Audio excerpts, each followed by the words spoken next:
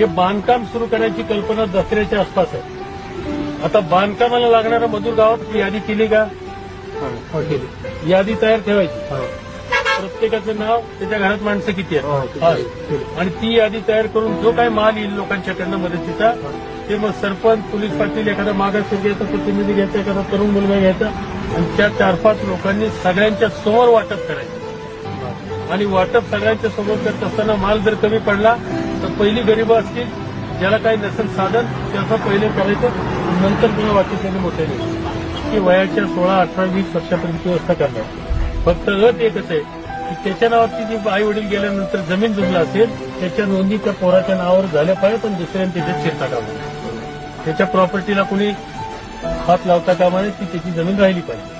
तर त्याची खबरदारी तुम्ही पहिल्यांदा रेकॉर्ड ऑफ राईटमध्ये त्या पोरांची नावं नोंदवून घ्या.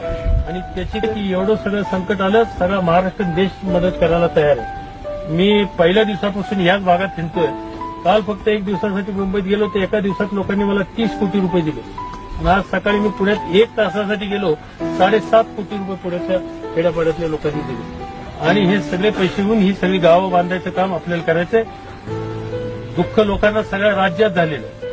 कोणाला सहन करायची इच्छा नाही, कोणाला कुठेही असले, तुमच्या घरातली माणसं गेली तर सगळ्या महाराष्ट्राला वाटते की आमच्या घरातली माणसं गेली. आणि म्हणून सगळेजण हातभार लावायला तयार आहेत. आज एकदम 20,000 घरं बांधणं काही सोपं नाही. ते काम आम्ही घेतोय. त्याचं कारण एक तर सरकारचे पैसे आहे, काही जर कमी पडले तर मी सरकारची बाकीची कामं थांबेन, पण तुमचा निवारा दिल्याशिवाय आम्ही काही त्या ठिकाणी